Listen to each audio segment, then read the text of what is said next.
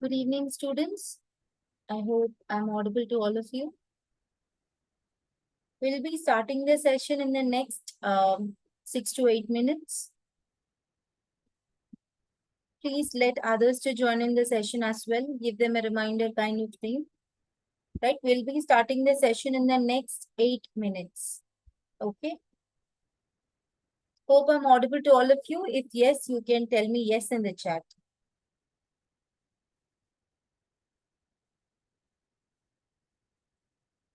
Yes. Thank you so much. Right?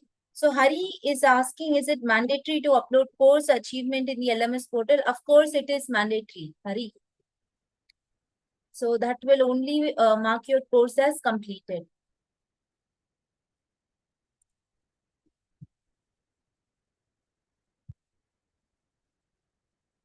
Let's wait for others to join in the session.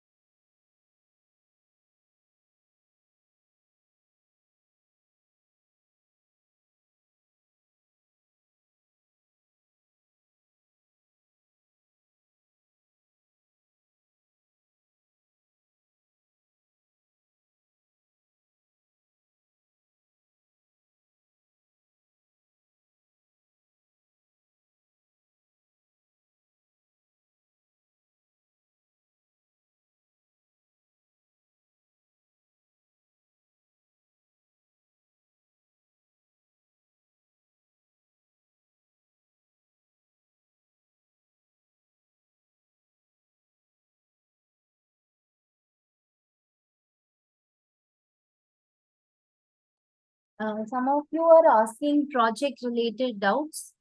We have already answered pretty much of questions related to your project in our AMA session. Right? Again, Nanik, today we cannot make you to speak. You can speak only during the AMA session. But still, Tawfiq sir is there, Piyush sir is there. So maybe once they start the session, they'll be able to answer your question. Okay, I can read your messages in the chat. So teachers, trainers will answer you during the session. Okay.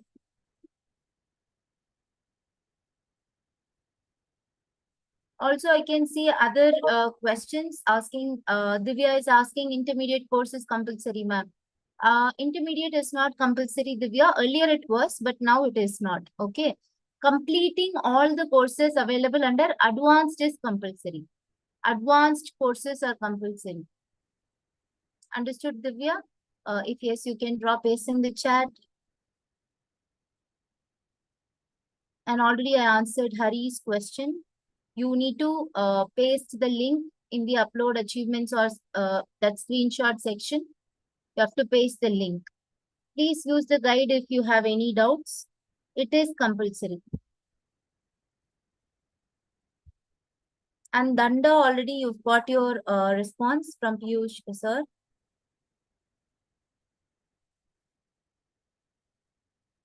Okay. Remin is asking, what are we supposed to do in FSP? Okay, let me start the recording. So already your questions were answered in the AMA session. Again, I'm repeating, completing all the courses available under advanced is compulsory. Okay. Completing basic and intermediate courses are also fine, but they're not compulsory. But advanced course is compulsory. And second thing, FSP. So of course, registering yourself on the FSP with your AICTE registered ID is compulsory. Okay, so that is one of the eligibility criteria for the final certification for this internship. So that is compulsory. But for the FSP, we do not have any mandatory courses. It is your choice. You're free to explore the courses available there. We've been saying this in all our sessions. Right, so please note them. And again, we have received some weird responses or questions or doubts or requests from your LMS. Right, so some of you have registered in the April batch, and again you have joined in the May batch, right? And now you're asking for the certificates for the May batch. No, that is not possible. If you have joined in April batch, you should be completing your internship in the April batch only. We've been saying this since day one. Yes or no, students? If you can respond in the chat. Yes. Right, so some of the students you're saying, ma'am, I had my semester exams, ma'am, I had this, I met with an accident, hence I'm attending this May batch and I do not have these options. See, students, understand one thing. Even if you're raising such kind of questions, you need to understand one thing. There is some certain protocols we need to follow.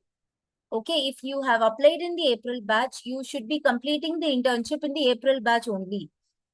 Right, for the April batch, for your kind information, we have already processed the project works, we have validated them, and we issued the certificates also. Right, hence the options are closed for you. Some of the students are saying, ma'am, the pasting link is not working, the offer letter is not issued yet. So offer letter for both the batches are issued. Right, you need to understand this thing. If you're from April batch, there won't be much of things that you can explore in May. Okay, all those options will be available for the students only who have applied for this May batch through the AICTE portal. They'll only be able to see the attendance option, offer letter option, project submission option. Only the May batch students can see it now, because for the April batch, it is already closed. Remember that. Is it clear, all of you? If it is clear, you can send me clear in the chat. Clear, all of you? Right, I can see a lot of clear in the chat. Right, so those there is another case also. You can say, ma'am, I am into this May batch, I can send you the screenshot and all that. See, you need to check one thing, whether you have applied on the AICTE properly or not. Some students, you've randomly got the link from your friends and joining this session and registered yourself on the LMS, completing the courses, but still you're saying, ma'am, offer letter is not there, this is not there, that is not there, because you're not registered properly. Even if you're registered, your AICTE, in your AICTE portal, you did not apply for this internship. So in those categories, if you are unable to see the options, offer letter or project submission, please remember one thing, you can apply for the next batch. And already for the June batch also, the application is closed, right? You can wait for the other batches. Please stay tuned with the AICTE portal.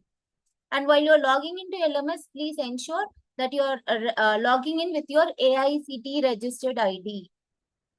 Else, you may not be able to see those options of downloading the offer letters or project submission, right? And the next thing is, many of you are still asking for the certificates for the advanced and basic courses or intermediate courses. See, there are no individual certificates. Again, I repeat, there's only one certificate will be provided by us to you. That is your internship completion certificate.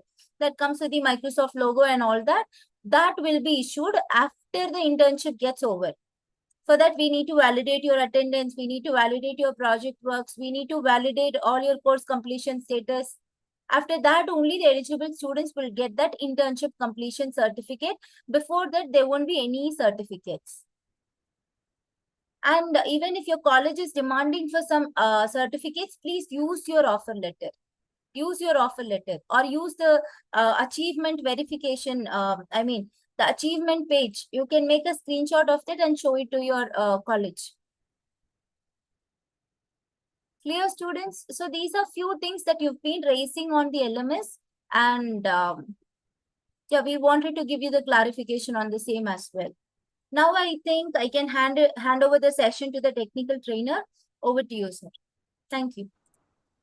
Very good evening, students. Is my voice clear? Drop me a message in the chat box. Is my voice clear? Yes. Okay.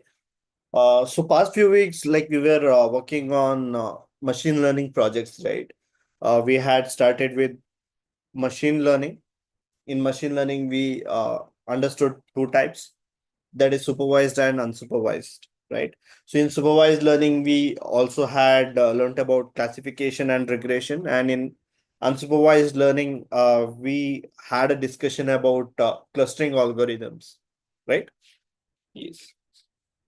So in the upcoming sessions, we're going to have a discussion about deep learning. Okay. So today's session is all about deep learning, and tomorrow we'll be starting with Azure. Okay. Not tomorrow, the next session. So it's on Thursday, I believe, right? Yes. So just let me share my screen first.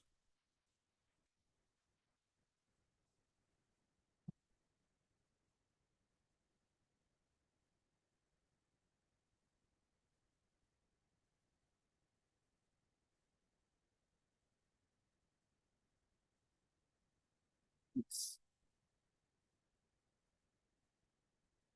I hope my screen is visible. Students, is my screen visible? Yes. Okay.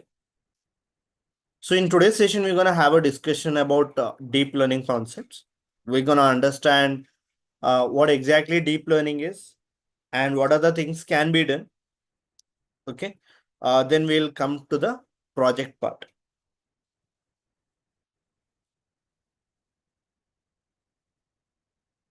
So this would be the learning objective for deep learning. So we're gonna understand what is deep learning. We're gonna have a discussion about deep neural network.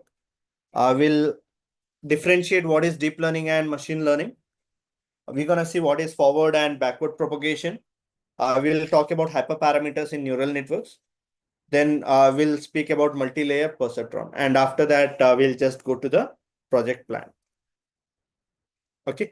So whenever we talk about deep learning, what comes to your mind? Have you heard the term before? What is deep learning?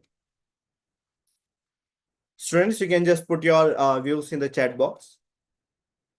Okay, so if you are telling that it is a subset of machine learning. Okay, apart from that. Yeah, it works on neural networks. Good. Okay. So to begin with, we'll just have a clear-cut idea that so deep learning is a part of machine learning. Okay. So when we started the session, we had an understanding about artificial intelligence, right? So inside artificial intelligence, there was a branch called machine learning, and similar to that, machine learning has a part called as deep learning within it. Okay. So we also called as deep learning is a subset of machine learning. Okay. So as machine learning is a subset of artificial intelligence, similar to that, deep learning, which you can see in the screen, deep learning is a subset of machine learning. Okay. So there are a few examples what we can just talk here. Okay. So deep learning is also known as deep structured learning. Okay. It is one of the broader family of machine learning methods. Now it completely focuses on the neural networks, and in the deep learning, we can implement supervised learning, semi-supervised, and unsupervised learning as well. Okay, so all the things can be implemented. So what you can just do is, for a better understanding, you can just tell that deep learning focuses on the neural network. It depends on the neurons. Okay, where we can work on both structured data as well as unstructured data. Right. So previously, I think we had a discussion about structured and unstructured data. Can you just elaborate like what is the difference here, structured and unstructured? So structured data in the sense like the data in the form of a table, right? Rows and columns properly structured out, right? That's nothing but your structured data is. When we talk about unstructured data includes images, it includes video clips, it includes video clips. Okay, so this is nothing but unstructured data. So in machine learning, what happened? Basically, we were focused on the structured data. We had a data set over there. We had a clarity that we have to do something. We had to predict something, right? And that data is nothing but the text data. And based on the independent variable, we were predicting the label column over there. Okay. And in deep learning, what we can do, we can include that technique as well. We can implement the things what we had done in the structured uh, form as well as unstructured form as well. Okay, we can work on images, we can work on audio clips, we can work on video clips, etc.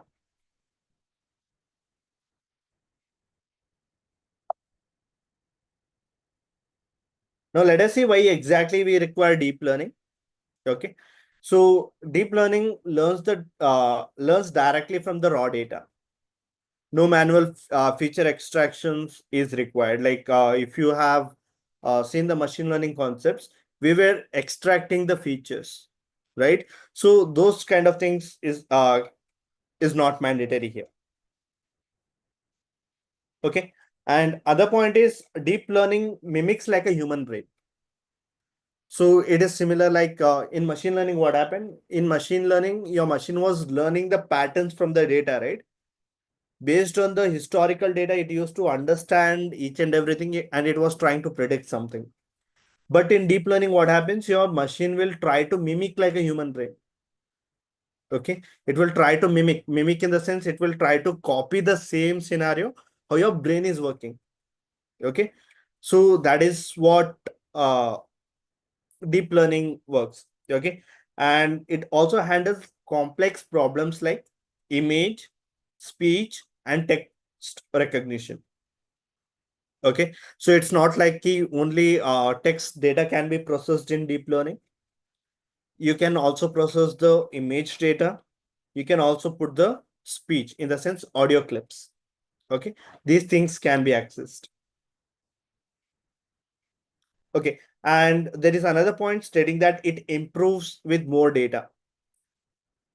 Okay, it improves with more amount of data. For an example, like as much you provide the data to the machine, it will try to improvise itself. Okay, why? Because it is trying to mimic like a human brain, right?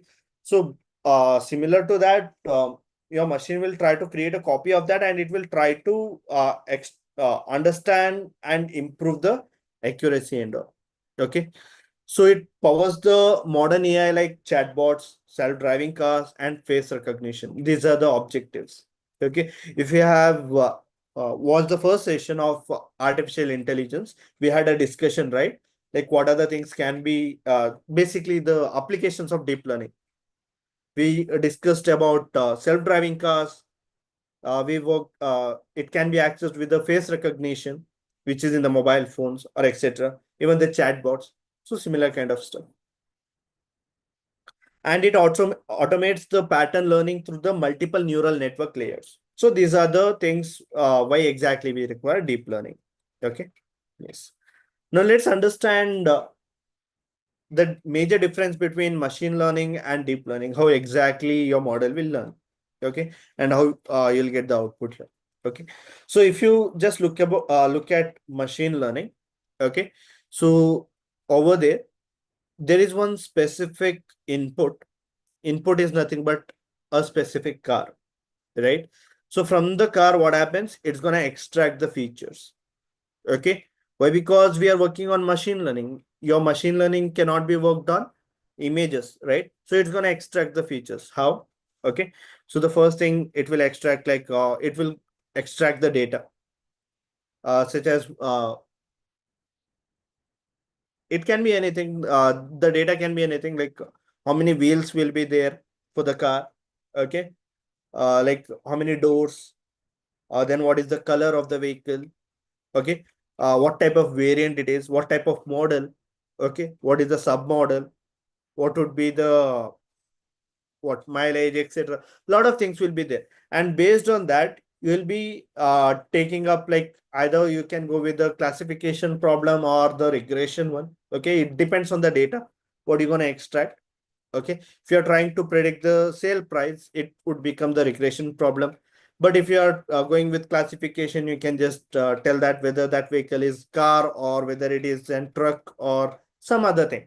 Okay, so this is nothing but a typical problem for machine learning. Okay, but when it comes to deep learning, what happens is your image will be considered as an input data. Okay, so if you okay, before going to this, let me just tell you one thing. Okay, so everyone have the mobile phone, right? So in the mobile phone, whenever you want to purchase a new mobile phone, there will be quite few features what you will be expecting before purchasing the mobile phone. The first feature you will be checking that what is the processor of the mobile, okay, RAM, like what is the storage that mobile is giving, and followed with like what type of camera it is. Okay, so if you if you are having high megapixel camera, then only you'll be purchasing the mobile, right? So similar to that, your deep learning model, what happens here is it will collect the data in the form of images. Okay, and that image will be converted into the pixels. Pixels is nothing but picture element. Okay, that things I'm gonna show it to you in a while, like how exactly that works. Okay, so that entirely converts all the image data into the pixels. Then it will extract the information, and then it will try to give the output for you. So that is how the typical deep learning model will work. And after extracting the features, it transfers all the information for the neurons, and neurons will get activated, and finally the information would be passed to the output layer. Now let us talk about deep neural network. Okay, so as you can see that you can see the image, right? So basically these are nothing but the layers. These are called as neurons. Okay, you can also call it as neurons, or the layers sorry, the hidden layers, or you can also call it as neurons. Okay, so what happens is once you pass the input image, okay, that input image, what happens, it's gonna pass all the information for the neurons here. Okay, which we also called as hidden layers, and those hidden layers will be transferring all the information for the next layer. Okay. So like that, multiple hidden layers would be created out, and likewise your model will learn each and everything, and it will pass all the information for the output layer here. Okay. So this is the basic structure of deep neural network. Okay. If you go in terms of theoretical understanding, we have a definition here about deep neural network. It is a hierarchical organization of the neurons with connection to other neurons. This is nothing but a simple representation of DNN, which is also deep neural network. Okay, so you can see the hierarchies, how exactly it has been connected to the neurons, right? And there is having some connections, and all the information is being passed from one neuron to another neuron. Okay, so this is how it is related, the connections. Okay, yes. uh we have another point what you can just refer here. Based on the received inputs, the neurons send a message or signal to the neurons, forming a complex network that learns through the feedback loop. Okay, that I'm going to explain while creating the manual what neuron. Okay, I'm going to show you how you can uh, build the neural network architecture as well. Okay, so you might have heard about the neurons, right? Okay, so can you tell me where exactly you can find the neurons? I'm just talking about simple neuron. Where can you find the neuron? Brain, exactly, right? Okay, so what is happening in the human body? Let's believe a simple scenario that a person is taking one hot object, okay, and that hot object, what that person is doing, he is placing that hot object into his hand. Okay, now what happens? Immediately, the neurons will activate for him, and the information will be passed through the brain stating that there is some hot object, and immediately he will take off the hand, or he will drop that object, whatever the hot object he has placed. Because the information is directly passed, and he is feeling the hotness here. Okay, he is having some pain. Okay, so his neurons got activated. Okay, so similar kind of idea the researchers have developed, and they have developed something called neural networks. Okay, when a machine understands or it sees something, okay, that neurons will be activated, and all the information will be passed through the neurons itself. And once each one of the neurons is being transferred, okay, those information will be passed to the output layer. Okay, so this is the components of one of the artificial neural network. Okay, so before that, let me just tell you that basically in deep learning, we focus on three types of techniques. One is ANN, that is artificial neural network, and CNN, convolutional neural network, and RNN, which is recurrent neural network. Okay, let me just write it here. Or let me create a whiteboard or something here. Just give me a minute.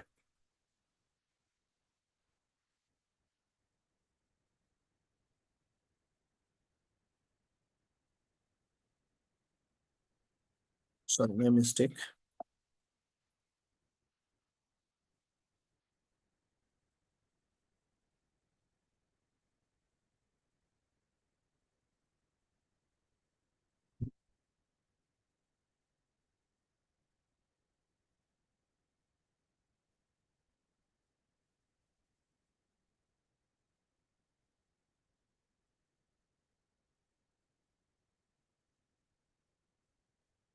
Just a minute.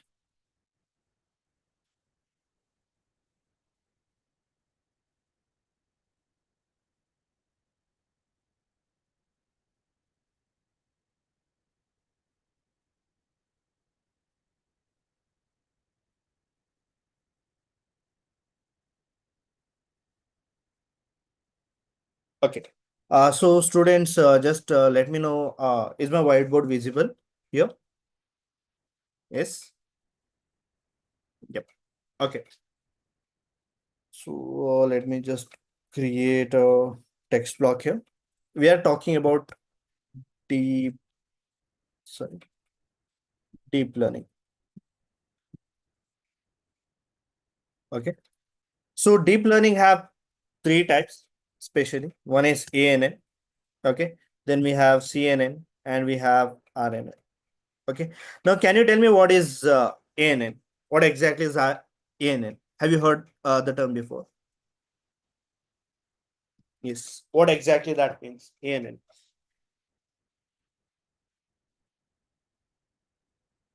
Yes. It is nothing but artificial neural network. Okay. Let me just write it here. That is nothing but artificial neural network. ANN stands for artificial neural network. Then we have another type, that is CNN. That's nothing but your convolutional neural network. Okay. Now, can you just give me the difference? What exactly is ANN and CNN?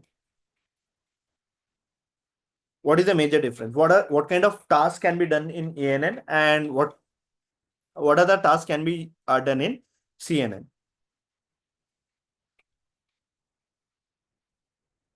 Yes, perfect. So whenever we talk about ANN, that is artificial neural network, okay, we mainly target the tabular data. Tabular data in the sense, the data in the form of tables. Okay. And whenever we talk about CNN, convolutional neural network, we work on the images. Okay. Just a minute. Okay. I will just talk about these two things as of now. One is ANN and CNN. ANN means artificial neural network and CNN means convolutional neural network. Okay. So ANN focus on tabular data, like what exactly we had done in machine learning, the data in the form of the structured data. Those things can be done in artificial neural network. And suppose if you are having a data such as images, etc., if you want to work on images, you'll be using convolutional neural networks. Okay. Now let me just show you the basic architecture of a neural network. Okay. Let me just write neural network. Okay. A basic architecture of neural network. Okay. So let's imagine that there is some input data. We are not sure what exactly that input is. Okay, we are talking about uh, ANN, right? So let us take some structured data. Uh, I think we can take the input as age of a person, or the second input we can just take something called BMI of the person, and third thing, based on that we are trying to predict what is the medical expenses. The first project what we had done. Okay, I'm using that idea over here. Okay, so the inputs would be created out here. Okay, this is nothing but your input layer. Okay, here we can just add nothing but uh, the value called age of a person. Okay, this is first input. Now we will be having another input here. Okay, so another input can be anything else. We can just tell that the input is nothing but BMI.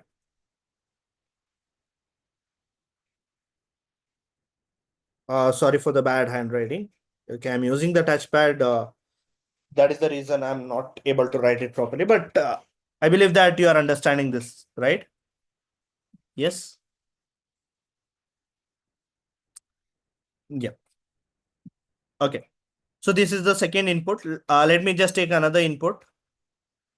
I can just add whether the person is having the habit of smoking. Okay.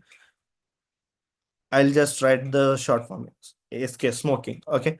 So age is nothing but our first input. BMI is nothing but our second input, and the smoking is nothing but our third input. Okay.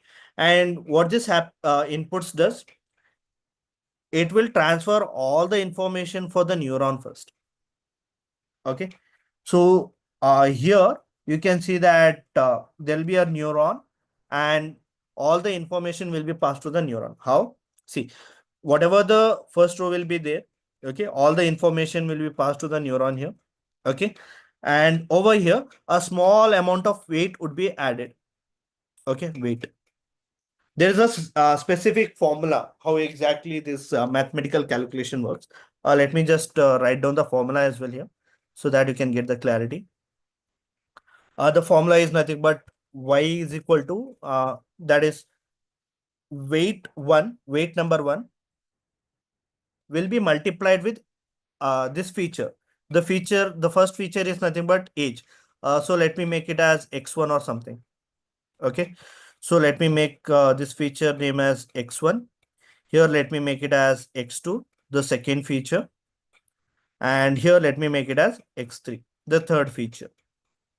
Okay. Now here, what is happening? Let me just write the text. Okay. Now this small amount of weight will be multiplied with x1.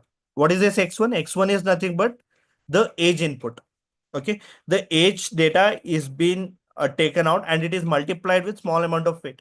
This weight is nothing but we have to initialize. Okay. Remember this things.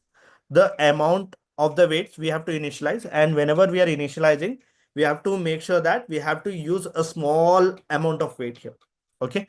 Then it will be added with another neuron now. Sorry, not another neuron, another input. So again, W2 with another weight will be multiplied with the second feature, that is BMI. Plus, again, it will take another feature that is nothing but W3, another weight, which will be multiplied with X3, that is another feature. And after that, it will take bias value. Okay, so this is the basic formula what we use. Okay, so you can have a look here. Let me just transfer all the information.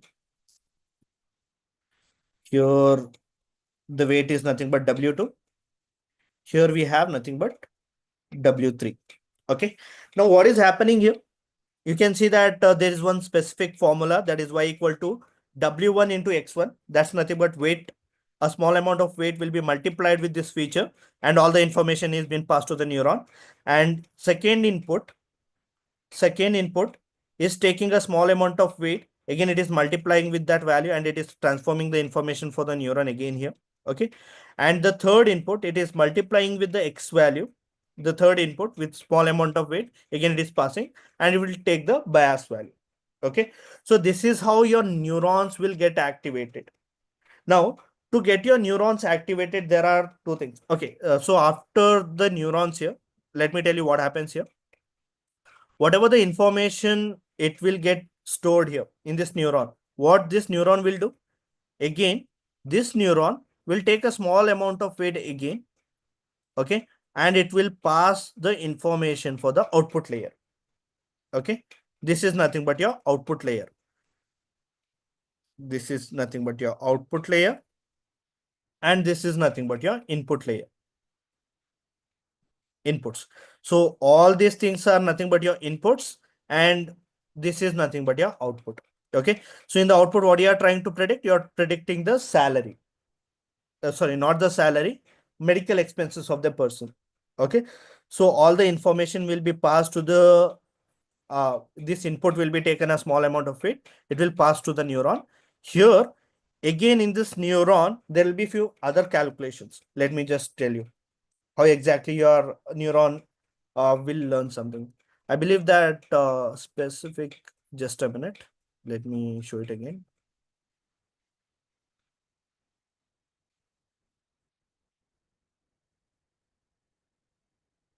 Okay. So the same thing, what I've shown, you can see here, everything is updated here. X1 is one of the feature, X2, X3, multiple features will be there. And over there, a small amount of weight will be taken out and it will pass to the neuron here. And in this neuron, specific neuron, there will be multiple things what will be performed. I'm going to show it to you. All those information will be passed to the output layer. Here there is a output layer, and inside this there will be two calculation what's going to happen. Let me just show you. Okay. Now these are the things what is happening in that neuron. Okay. So you can see that weight will be taken out, and once it has been multiplied, some values will be stored here. And after taking up that values, the next step, it would be like it is going to take up the sum of all those values. It's going to take sum of all those values. Okay. Now, once it takes the sum of all values, in the next type, in the next step, the activation function will be activated. Okay. See, remember one thing. If your neuron has to be activated, you have to activate the activation function. If you're not giving the activation function, your neuron will never get activated. Okay. It is considered as a dead neuron. If you want to work your neuron, that means you have to activate that neuron. Okay. After each one of the step, it will pass all the information for the output layer, and output layer will give you the result. Okay. Now let me just tell you how exactly this, what are the different activation functions will be there. Let me just share that screen again.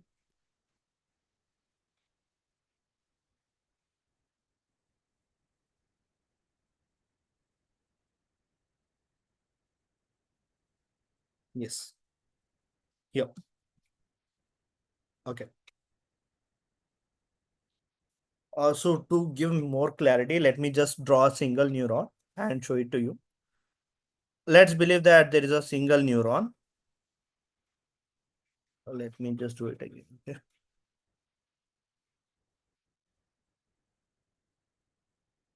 Okay. Let's believe that this is one single neuron. Okay. Now in this single neuron, what happens? There are two different steps. What's going to happen here? Okay. Two steps. Let's make it as step number one here, step number one, and here step number two. Okay. So here in the step number two, activation function has to be activated. We need to give the activation function. And I'll tell you what is this activation function. Okay. Just give me a few minutes. I'll explain what is this activation function. Okay. And in the step number one, there is some certain formula. Okay. The formula is quite little simple. Okay. It's going to take the summation of all the values. Summation in the sense, it takes whatever the input layers were being taken out. That will be taken, consider summation of all the values. And of what summation? Summation of Wi into xi. These are nothing but summation of all the values, which means Wi in the sense all the values, all the weights, whatever the values of the weights are there, that will be multiplied with all the input values, and it will be taking the summation, total sum of all the values. Okay, that will be considered in the first step. In a single neuron, that would be the first step. Okay, and in the step number two, you can see based on that formula, whatever we have written. Okay, based on the formula, that activation function would be taken out. Okay, there's an activation function. Okay, so that activation function we have to give, and that activation function will activate these values. Okay, so that is how the neurons will get activated. Okay, when we talk about activation functions, let me just write it here. Activation function. Okay, so there are multiple activation function. Okay, so students, if you have some idea, can you just drop us a few messages, like what are the different activation functions you have gone through? What are the different activation functions? Yeah, one of the activation function is nothing but ReLU. Good. Then we have sigmoid. We have pre-ReLU. Okay, we have ELU, which is ReLU. A lot of activation functions are there. Yeah, even the softmax, right? So a lot of activation functions are available. Okay, now when we talk about ReLU activation functions, okay, I'm not going to explain all the activation function. I believe that you are aware about this. Okay, or else you can just go with the research about this anyhow. Okay, so whenever we talk about ReLU activation function, okay, we have, what do you mean by ReLU? First, we have to understand that ReLU stands for rectified linear unit. Okay. So what is this ReLU? What do you mean by ReLU? It's nothing but rectified linear unit. And this ReLU activation function has a very simple formula. Okay. So let me just write it here. Formula for the ReLU. Okay. So the formula is very simple. Max of y comma 0. That's nothing but your formula for the ReLU activation function. Okay. Max of y comma 0. Yes, Disha, you can also use max of 0 comma x. Yes, any terminologies can be used. Okay. So this is nothing but the formula for the ReLU activation function. Whenever we talk about sigmoid, let me just write it here. Sigmoid activation function. Sigmoid activation function have the formula. Let me just write it here. 1 divided by 1 plus you can either write e power minus x or minus y or minus z also. You can use any terminologies here. Okay. So in this case, I'm writing this activation function formula. Sigmoid 1 divided by 1 plus e power minus y. Okay. Now, how exactly this sigmoid function will work? In logistic regression, I have already explained how exactly that sigmoid function will be working. If you have watched that session, you might be aware like how exactly sigmoid will work, right? So sigmoid function always range the value from 0 to plus 1, right? So sigmoid activation function will range the values from 0 to plus 1 here. And how exactly it has been distributed, let me just show here. Okay. So I'm not sure whether I'll be able to draw properly. Okay. Similar kind of graph will be created out for sigmoid activation function. Okay. So here there will be a value called 0 and there will be a maximum value here 1. Okay. Now what happens here? So basically it will try to create two different values here. Okay. So if you remember that I had told here there will be a value 0.5, 0.5.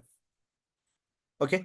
So if the value is ranging from 0 to 0.5, that means the entire group is considered to be one of the category.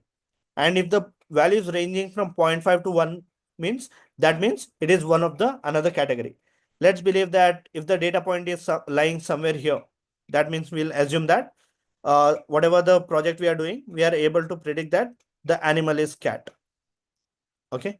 So here we can just make it as if the data point is lying here, that means the animal is nothing but dog here.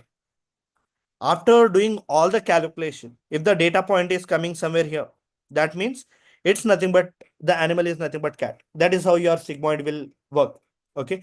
And if the probability is coming 0.6 also, which means the data point would come somewhere here, right?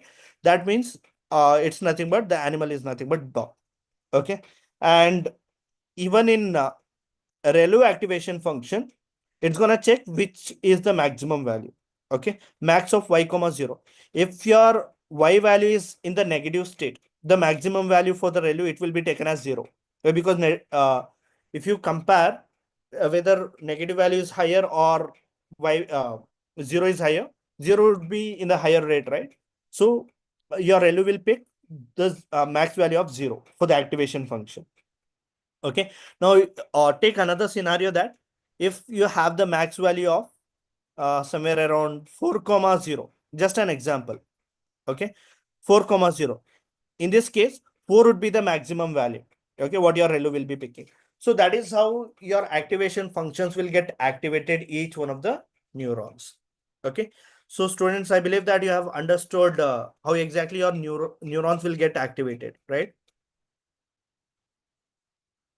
So students, one gentle request, if you have any doubts related to the project template or the certification part and all, you can just ask in the during the end of the session.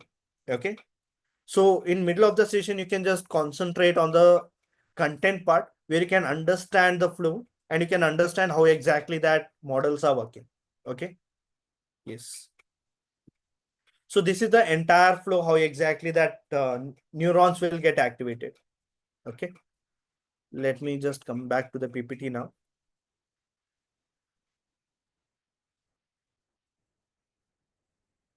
Okay. Now you can see that how the single neuron will get activated. There will be a weight, and those weight will take the sum of all the values. Then activation function will be considered on that value. Okay, those values will be activated, and all the information will be passed for the output layer. Okay. So this is the representation of the deep neural network. You can see all the input data will be taken out here, and all those information is being passed for the neurons here. You can see how exactly the information is getting passed for the neurons. We can also call it as hidden layers. Okay, so these are also called as hidden layers. You can create multiple hidden layers based on your requirement. Okay, so this input data will transfer all the information for the hidden layer, and those hidden layer will transfer all the information again for the second hidden layer. Okay, and those information finally, after your neurons get activated, the information will be passed for the output layer, and your model will be able to predict what exact output it is, whether the animal is cat or a dog or something. Okay, we have forward propagation. Okay, so how many of you are aware about forward propagation? Students, can you drop your messages in the chat box? Forward propagation.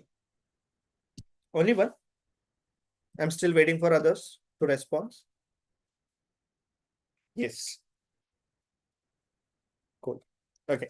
Now we are getting a lot of responses. Okay. Now just tell me, like, how exactly the forward propagation works. How exactly it works. What is the criteria?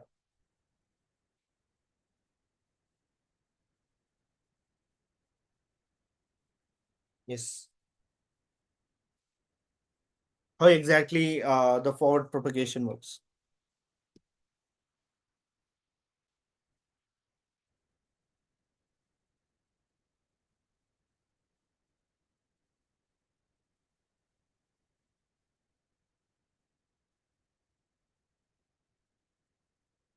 It works on the weights given to the inputs to the neurons, adjusting the weights to transfer the inputs. Okay. Apart from this, so I believe that in mathematics, you might have learned about the chain rule, right? Yes. A mathematical calculation will be given.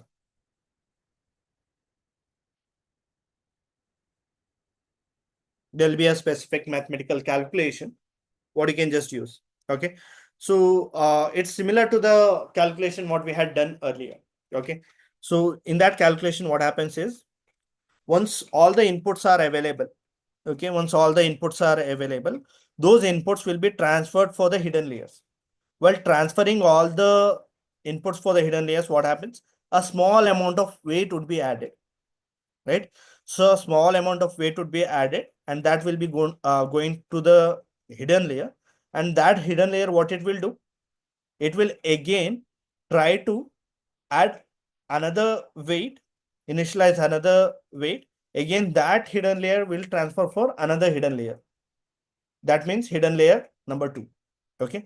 And from hidden layer 2, again, a small amount of weight will be taken again. That will be passed to the output layer. Okay. So entire thing is going from start to end, which means this is nothing but your forward propagation. Okay. So again, there is something called backward propagation. Now in backward propagation, what happens? The same procedure. Okay. So all the values will be taken, small amount of weight, it will be transferred for the neurons. Okay. Hidden layers, neurons will get activated. Again, those values will be passed for the hidden layer again. Okay. And what happens? Once entire thing is being done, those information along with a small amount of weight will be passed for the output layer.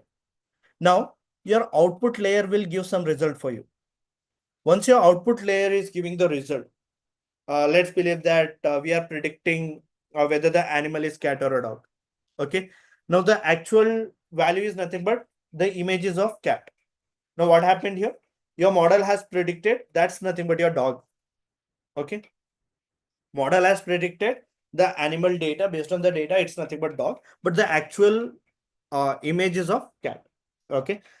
You have predicted the wrong things. What happens? Your model, again, the output layer will go back now. Again, it is going back. This output layer, again, it will transfer all the information with small amount of weight again, and it is coming from the backward now. You can see a small amount of weight will be given from here, from the neuron, and it will be transferred for the another neuron here. Again, this hidden layer will transfer all the information for the neuron number one. So like this forward and backward propagation would happen. Okay, once entire values is been what accomplished, like if it is been done, all the calculation is been done, so finally your model will be able to classify what exact it is. Okay, so how is this model is able to predict the right one? Because there is something called loss function.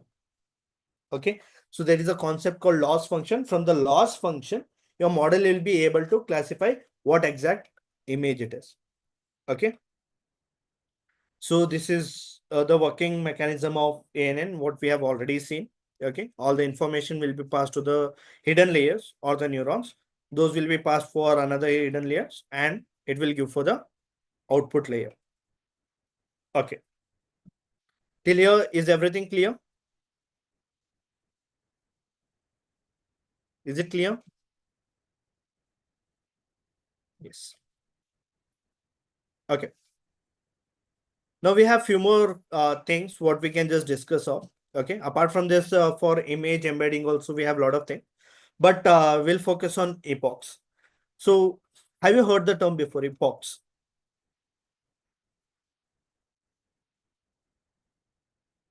Epochs. What exactly is an epoch? What do you mean by epochs?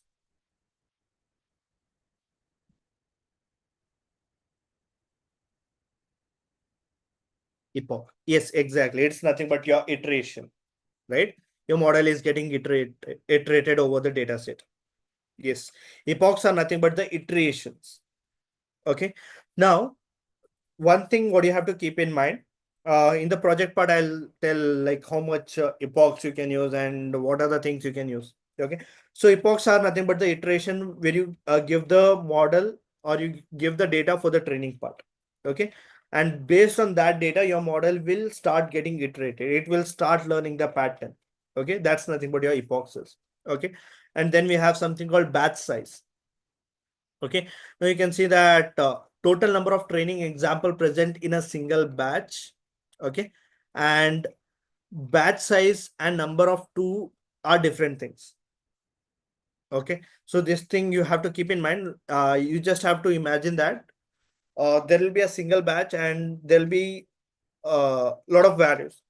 And if you want to train your model better, okay, and you can just split the batches accordingly. If you are having 1,000, okay, you can give the batches as 100. So 10 different iterations would be performed for 100 batch size, 100 batches. So 100 different data would be taken out, and those data will be started iterating. Okay, this is nothing but the hyperparameter tuning, or what we can tell that to the improvements of the model. Okay, these techniques.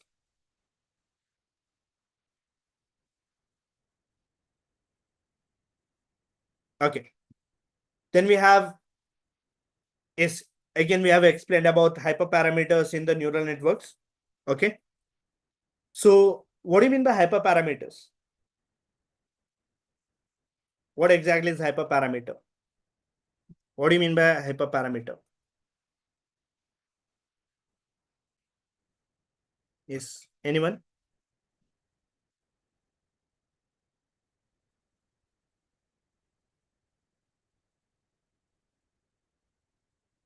Hyperparameter? No.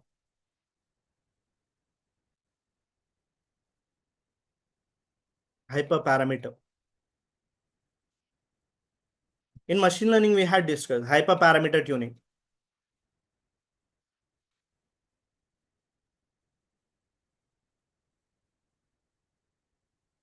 See students, again, I'm telling, if you have any doubts related to project part, that we can have a discussion at the end of the session. Right? This is the flow what we have created. Okay. This is the flow what we have to go. Okay. Directly, we cannot land to the Azure again. Right? So we have created a flow. We have given the things for you in the prior basis. Right?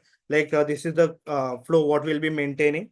Okay. So we had given the flow earlier, like in the 1 month of internship, we'll be working on machine learning. We'll be studying the deep learning. Then we'll be going with the Azure part.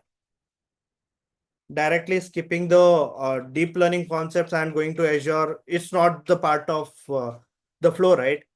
If we have given the flow, like how we have to go, we have to maintain that flow, right? I cannot directly skip the deep learning and directly go for the Azure part. That you have to maintain. Yes.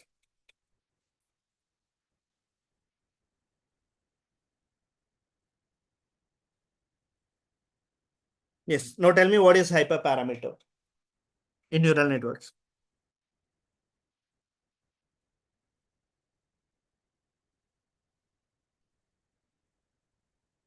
Okay, hyperparameters are defined by the user before training gets started. Okay, good. Any other inputs for that, for hyperparameters? Yes, the user have to define the hyperparameter values, right? So he has to provide the entire thing, like whether it might be the batch size, whether it might be the number of dense layer, the dropout layers, right? You have to give the learning rate, especially, right? So to improve the performance of the model, we use the hyperparameter technique. Okay, in machine learning also we had discussed these things, right? So hyperparameter tuning is nothing but like to improve the efficiency of the model. So similar way in the deep learning also, hyperparameter is used to improve the model's accuracy. Okay, the performance of the model.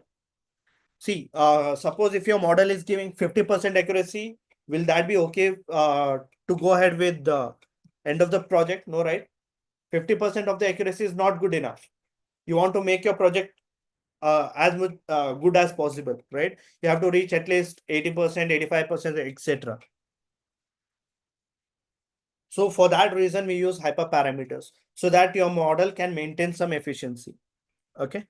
So let us discuss what are the hyperparameters techniques we'll be using. One of the example is number of hidden layers, hidden unit, dense layers, how much we want. The second parameter is the learning rate. Okay. And we have to make sure that whenever we define the learning rate for our model, we have to be sure that the learning rate should be really small. Okay. It should be very small, your learning rate value. Okay. And once you give the learning rate, your model will learn much better compared to other things. Okay. I'm going to show the practical implementation also. Just give me a while. Okay. Yes. So you can see that number of hidden layers. We can have a control of hidden layers. How many hidden layers you want, you can just give that one based on the data. Okay. So if your data set is very small, and if you don't have uh, too much of expectation, what you can just do is you can reduce the hidden layers so that your model can learn much better, quick and easy, and you can get some quite good accuracy as well. The first thing is you can work on hidden layer. That is the first thing. Then second thing is the dropout layer. Okay. Now, can you tell me what is this dropout layer?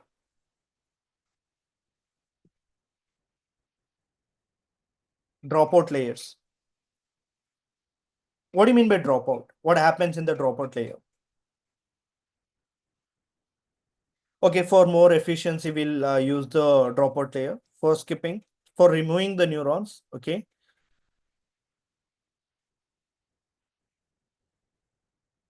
Okay. Retain the data. Suresh, can you tell me like how can we retain the data? Okay. So what happens is like you might have seen one of the major technique, that is overfitting technique. Okay. Overfitting is nothing but for your training data, your model will get too used to that. For training data, you'll be having the higher accuracy rate, and for validation of for the test data, you'll not be having that good accuracy. Okay. So in that case, if you just use dropout layers, okay, your generally your model will be balanced and you can get pretty much good accuracy. Okay. So you can see there are few chances that randomly the neurons will get cancelled or it will get dropped. Okay. So you have to think wisely and you have to apply that dropout layers as well. Okay.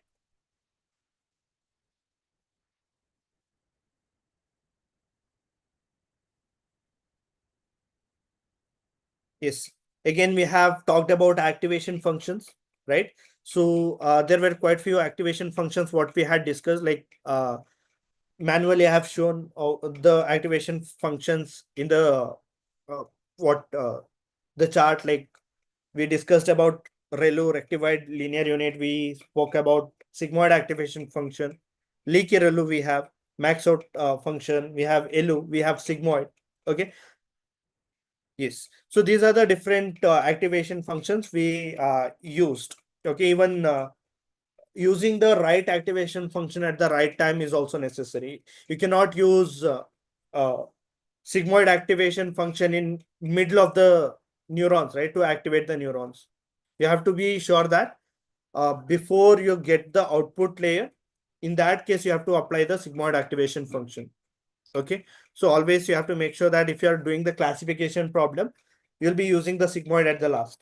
And whenever you're starting up to activate the or to create the neurons, hidden layers, you have to use the ReLU activation function or related to some other activation functions. Yes. Then we have one more technique called gradient descent. Okay. So in machine learning also we use this gradient descent technique. Now in the gradient descent, what happens is, let me just annotate in the screen itself. Okay. Now this gradient descent will help us to choose the learning rate properly. Okay. So what happens in gradient descent means, this is a structure of your gradient descent, right? Okay. Now in the gradient descent, you have to come to the global minima. This is nothing but your global minima. And this place is called as your global maxima, right? So in the gradient descent, you'll be assigning a small amount of learning rate. In the hyperparameter, I have told you, you have to use a small amount of learning rate. Why? If you are using small amount of learning rate, let's believe that you have given a small amount of learning rate here. Okay. So what your model will do, it will slowly, it will start coming down. Okay. It will start coming down like this, step by step, because you have given small amount of learning rate. Okay. So based on the learning rate, your model will slowly adapt all the things. It will start the study and it will learn from the patterns. Slowly it will start coming down. Okay. So it is coming down, down, down, and finally it has to reach to global minima. Okay. So this is the main thing what we use in gradient descent. Okay. So the value all must reach to the global minima. And what happens if we just give the higher learning rate? Can anyone tell me this? If we are giving the small amount of learning rate, okay, we know that slowly your model is learning each and everything, and it is trying to come down to the global minima value. Now, what if I just give larger learning rate? Okay, so if I just give the high learning rate, what happens? Your model will try to jump from here, here, here. It will never come to the global minima. Why? Because of the high amount of learning rate. Okay, your model will directly come at the bottom here. Again, from here, it will try to jump. Again, it will go for the maximum. Again, it will come for the minimum part here. It will come here. Again, it will try to go up because the learning rate is pretty much high.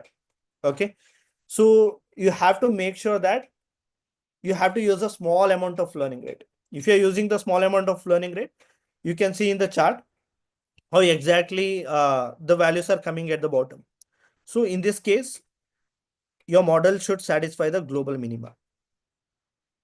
Your learning rate should satisfy the global minima. That is what about the gradient descent. Okay, this is also called as one of the hyperparameter technique.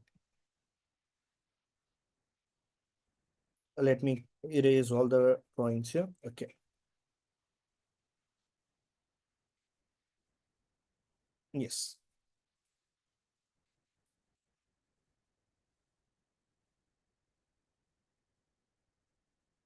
Okay, then we have the loss function also.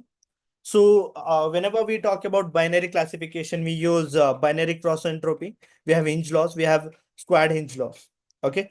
Binary classification in the sense, for an example, if you are trying to predict whether a animal is uh, whether it is cat or a dog. This is nothing but your binary classification. Okay. So in that case, you'll be using this kind of loss function. That is binary cross entropy, hinge loss, and squared hinge loss. Whenever we deal with uh, more than two, which means if you are trying to predict like different species of the flowers, 5 different species. Okay, you can take any example. Okay, 5 different species in the sense you can take whether the flower is lotus or whether it is rose or whether it is hibiscus or different 5 different flowers. Okay, so in that case, what you can use, these are the loss functions you can use. One is multi-class cross entropy loss. Then we have sparse multi-class cross entropy loss, etc. But for the regression, we keep it same. Okay, if you remember, like we use mean squared error. Okay, what we had used in machine learning, the same thing, mean squared error, MSE. We can also use RMSE as well, root mean squared error. We have mean squared logarithmic error. Then we have mean absolute error. We can include two more, that is percentile error also, right? So again, RMSE is also there. So these are the loss functions what can be used in deep learning.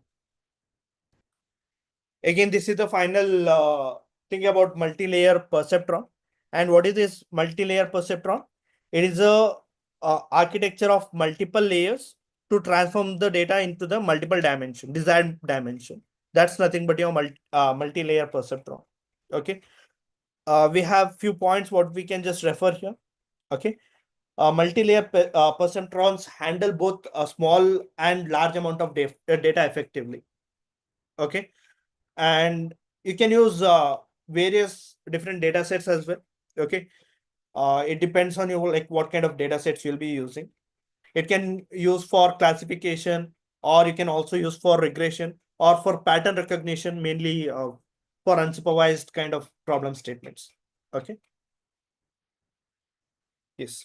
Now this is a specific problem statement what we'll be working on. Okay. Just give me a minute.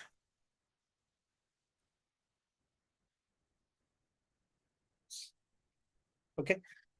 So this is the problem statement what we have. Now, based on this problem statement, we're gonna create a project. Okay. Already we had shared few projects, right? So I believe that everyone have gone through that. Okay. So due to limitation of time, I'm not gonna execute. I'm gonna share the GitHub link.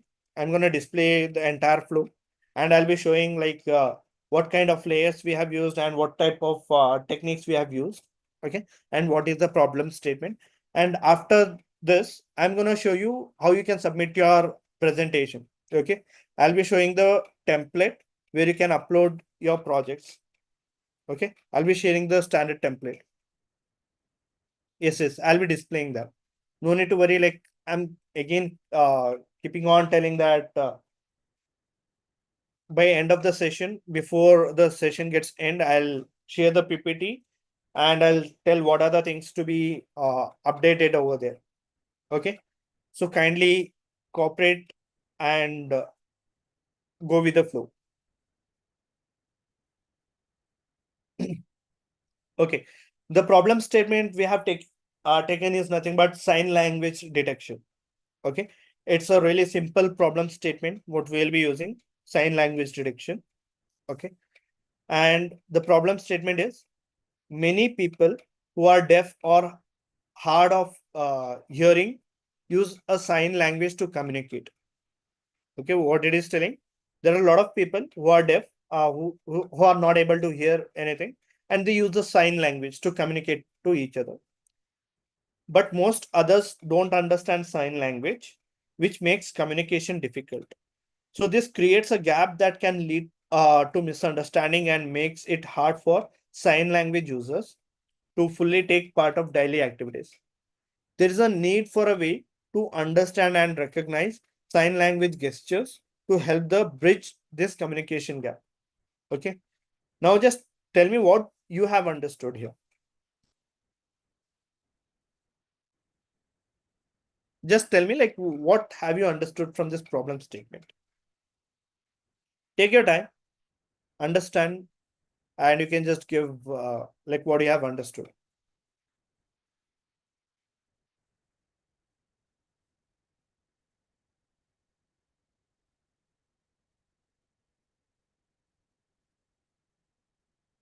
Okay, it helps to understand their intentions. Okay, only that.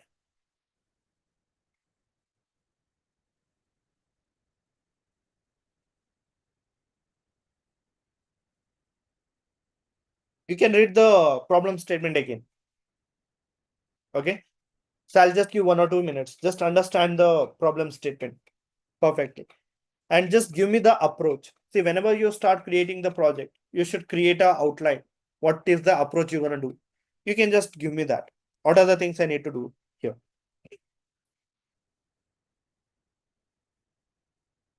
Okay, using AI to understand the signs made by person and convey them into actual meaning. Okay. Okay, we have to take up the image processing.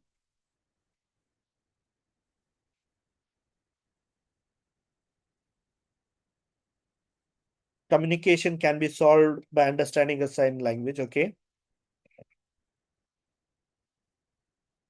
Okay, just give me the approach for this problem statement. How just believe that you are working as a data scientist and there's a problem in front of you, and how do you start taking uh, the approach for the project? Okay, you'll be using computer vision. Okay, Sadia is telling you'll be using computer vision. Okay. Opti Optical character recognition. Okay, then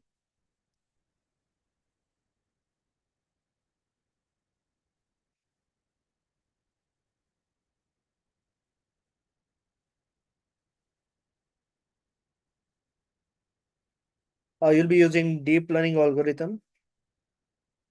Okay. See, again, I'm telling project related queries, we can just keep at the last. Okay. You can ask project related queries at the end. Just tell me like what will be your approach for this. Okay. So the first thing is you have to collect the data. Until and unless you get the data, it's really hard. Okay. So what kind of data you require here? You require the images, because the sign language, you cannot give the text data for the signs, right? You have to collect the images.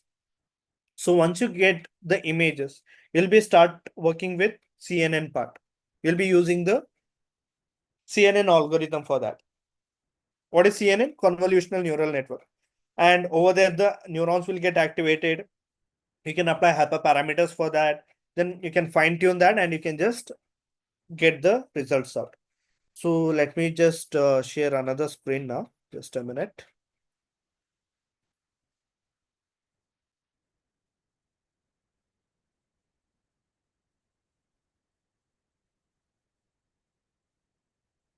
Okay. Sign language detection. Okay, so I'll be sharing the entire GitHub repository with you people. Okay, no worries, I'm sharing in the chat box as well. For your reference part, you can just go with that as well. Let me just share it here. Okay.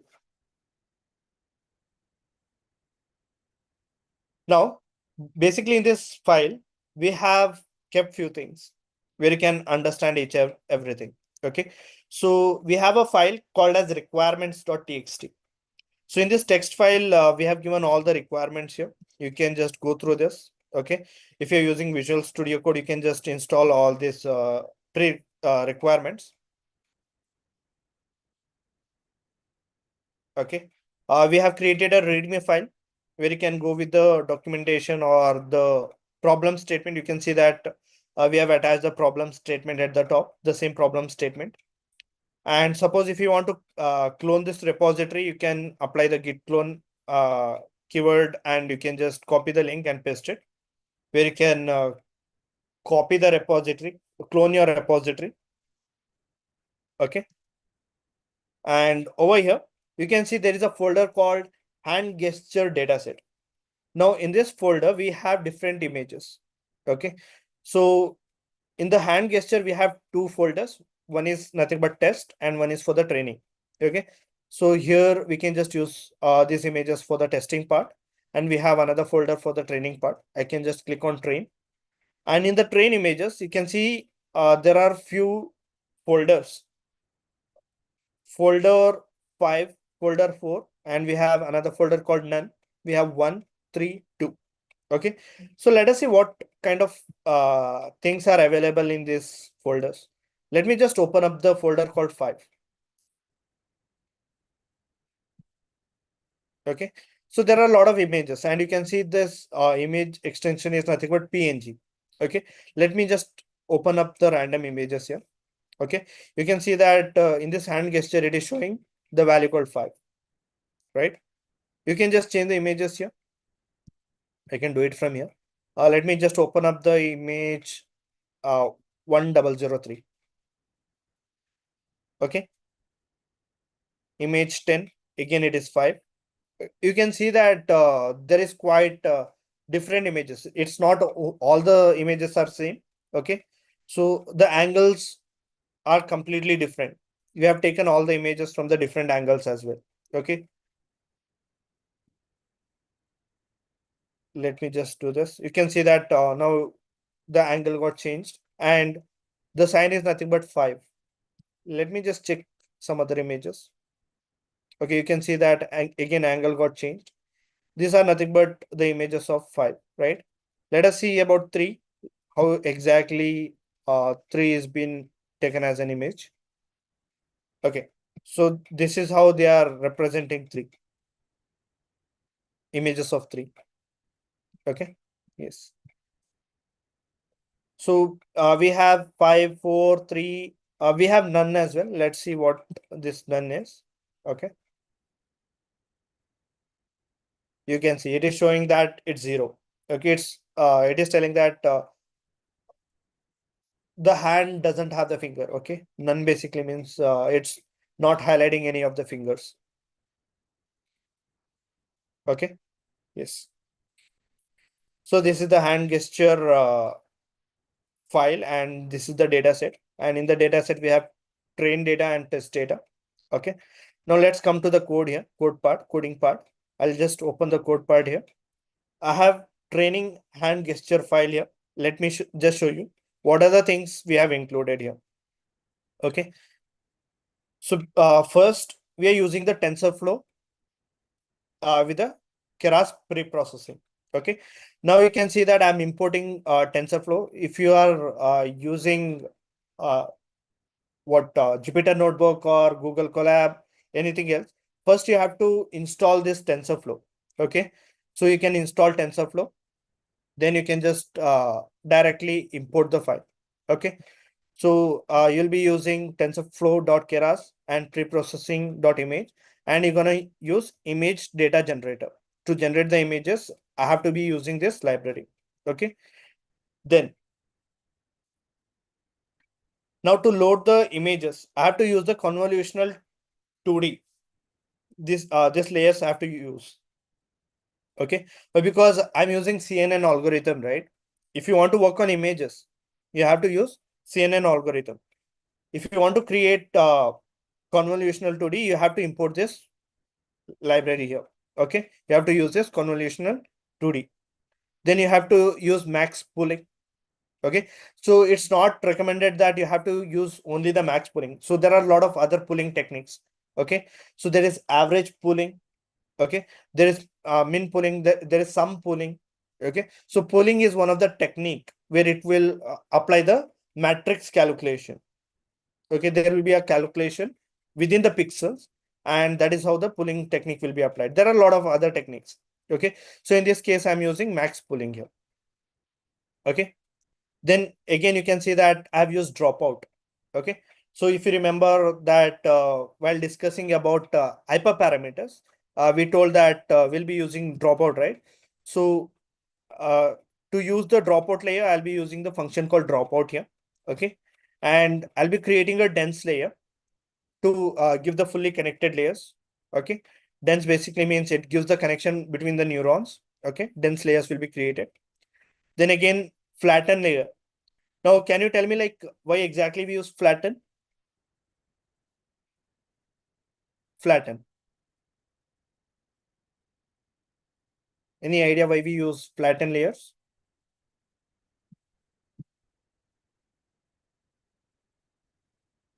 Flatten. Yes, correct. So basically what the flatten layer does, it's gonna convert the multi-dimensional data into the vectors, or you can also call as multi-dimensional like dimensional values will be converted into the vectors, linear vectors. Yes. Yes, Sam, Abraham, you're correct. Okay. Then we are also using callbacks. We are using early stopping and model checkpoint. So why exactly we use early stopping? Do you have any idea? So these are the hyperparameter students. You can just understand this. Early stopping.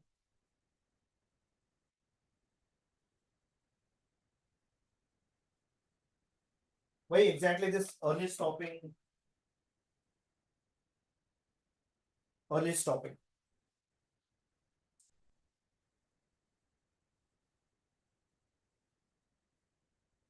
Runs out of memory.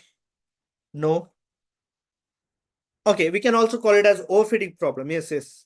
You can assume that. Reduce the overfitting.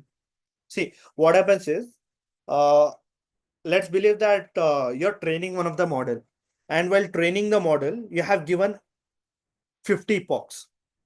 Okay.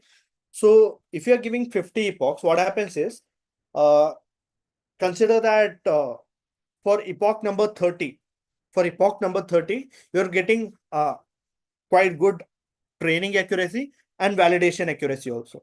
Okay. And after epoch number 30, what happens once it comes epoch number 31?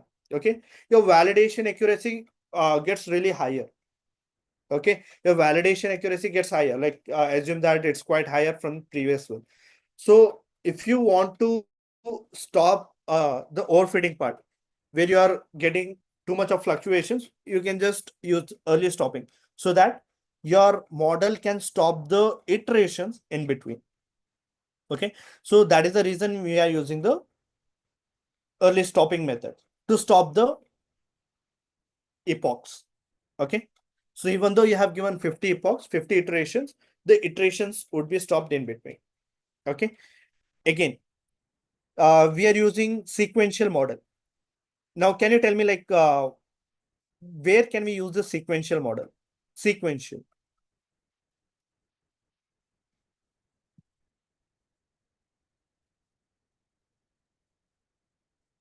Sequential. See, you have to understand one thing.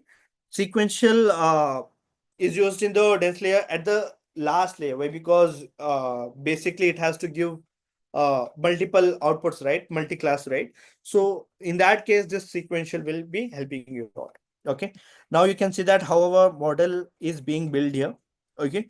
So I'm creating a sequential model, and in that sequential model, I'm adding the layers. So these are all the layers what we have created out. Okay. So these many layers what we have added. Now in the first layer, you can see that I have added convolutional layer and input shape as 256, 256 and 1. And you can see that activation function I have given as ReLU, rectified linear unit. Okay. And after that, I'm doing the pooling technique for that. I'm applying the max pooling. Okay. So once I'm creating a layer, okay, I'm creating the pooling technique for that. And then again, I'm going to create another convolutional layer. Okay. So it depends on you, like how many hidden layers. So while having a discussion, if you remember that we were talking about creating the hidden layers, right? Student, do you remember? While creating the while understanding the neurons, we while inputs were transferring all the information, those information will be sent to the hidden layer. So here multiple hidden layers are getting created out. Okay. So those layers are nothing but convolutional 2D. Okay. 2D layers. Okay. And here again, we are using the ReLU activation function. Then again for that, we'll apply the max pooling. Again, after that, again, we'll add another layer. So it depends on you how many layers you want to create, hidden layers. So in my case, you can see that I have added 1, 2, 3, 4. Just a minute.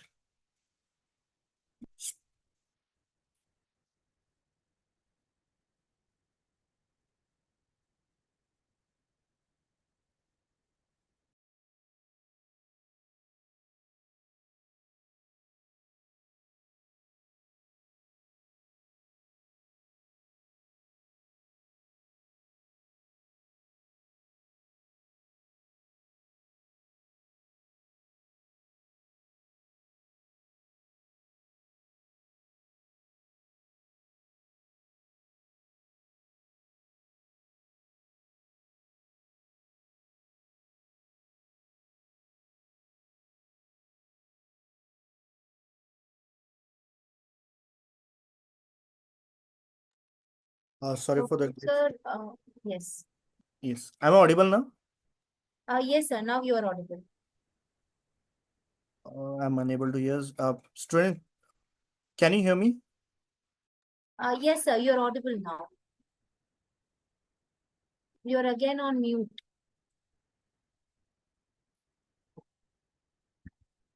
Tawfiq, sir, you are on mute.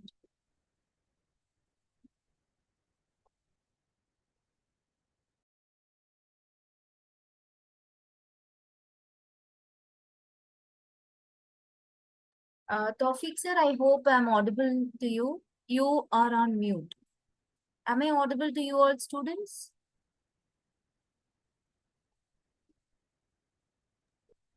Yeah, sure. Ma'am, can you hear me now? Yes, sir. Now you're audible. Student, sorry for the glitch. There was a network problem. It went. Okay. Let me just reshare the screen again. Yeah. Okay. So you can see that how many hidden layers we are creating, convolutional layers. 1, 2, 3, 4, 5. 5 layers we have created. Again, for all those 5 layers, you can see we are applying the pooling technique here. Again, I'm telling that we can go with multiple different pooling techniques. So in this case, I have just used max pooling, right? I can also go ahead with minimum pooling and average pooling, sum pooling. Okay. Other pooling techniques are also available. Okay. Then for those things, what I'll be doing, I'll just flatten out all the values, which means I'm going to create the vectorized values for that. Whatever the inputs I'm getting from the multi-dimensional data. Okay. that will be converted into the flattened layer. And then again, the dense layer should be created. Now you can see in the dense layer, I have given unit as 150. Now these many neurons will be created. These many dense neurons should be created, 150. So again, this 150 is the value what we are assigning, okay, based on our requirement. Okay. Now, if you want, you can just reduce the dense layers. Okay. So you can also go ahead with the dense value as 20. Sorry, not 20. You can, based on the data set, you can assign it accordingly. You can go with 25, 30, 35, okay, etc. Again, for that also, if you are creating the dense layer, you have to give the activation function. Okay. So here I have given the activation function again as relu. Okay. And then again, I'm creating a final dense layer. And in the final dense layer, you can see that I have given only 6 neurons. Okay. So can you tell me like why I have given exactly 6 neurons here? See, this is the final neuron, what we are talking about. Let me tell you again what is happening here. So the first input layer will be there, right? So from the input layer, okay, we are transferring all the information for multiple hidden layers. So these are multiple hidden layers. Okay. Hidden layer 1, hidden layer 2, hidden layer 3, not this one, this one. Then again, hidden layer 4 and hidden layer 5. Multiple hidden layers will be there. Okay. Now, after multiple hidden layer, I'm creating a final hidden layer before the output layer. And I have given unit equal to 6. Can you tell me like why exactly I have given exactly 6 units over there in the before we are getting the final outcome?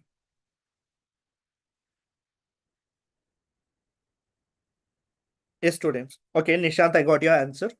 Good. Students, I'm still expecting few more answers from your side as well. Yes, exactly. 6 different outputs are available, right? So for those 6 different outputs, we are using 6 layers, 6 neurons for that in the final part. Okay. And based on that, again, activation function softmax should be applied here.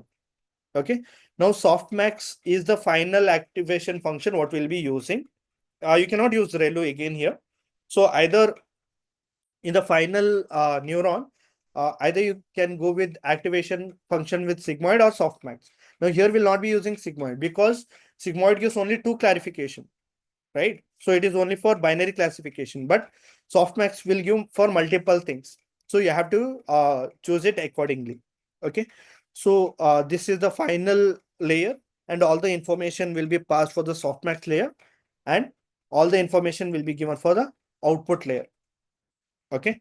Yes. Now after that, after defining all the model details, okay, this is the entire model details what you have created. Okay. See, you can also change this model details based on your requirement. Okay. I'm telling again, it is not at all recommended to use only these exact values. You can also change that. If you want to remove one more layer from here, yes, you can. You can remove. Okay. But it depends on the complexity of the data set. Okay. So you have to be checking each and every factor, like how many layers you have to use and what are the best thing you have to use it. Okay. Now, after giving all the values for your model, what you'll do, you'll just compile your model. How? Your model is nothing but your sequential model. You can see model is nothing but your sequential model, and that sequential model you'll just compile it. Okay. So how you're gonna compile? You're gonna give the optimizer as Adam optimizer. There are multiple optimizers again. So can you tell me what is this optimizer?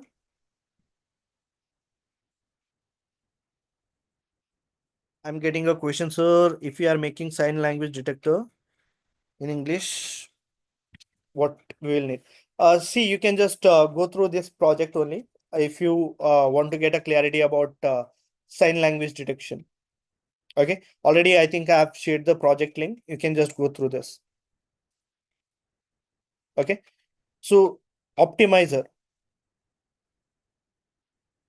What do you mean by optimizer?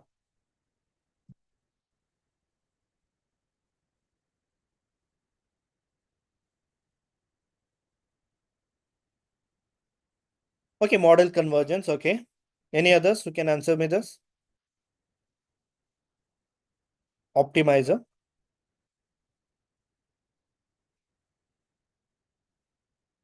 Okay, minimize the loss function. Okay, good. You can minimize the loss function. Yes. Optimizer, basically there are a lot of things, okay, to reduce the loss mainly. Okay, so there are a lot of optimizer to improve your model efficiency. We'll be using the optimizers. Okay, so there are a lot of optimizers. You can just refer. There is Adam optimizer, Adam P optimizer. Okay, a lot of things are there. Then the loss function, you can see that we have categorical cross entropy. Okay, categorical cross entropy. Why we have used categorical cross entropy? Because multiple different values are there, right? So more than two categories are there. So that is the reason we are using categorical cross entropy. Okay, then metrics, we are using accuracy score. We are determining our entire project with the accuracy score here. Okay, then now after compiling our model, what will be the next step? We're gonna train our data. Now to train our data, you can see that I'm taking a variable train data generation.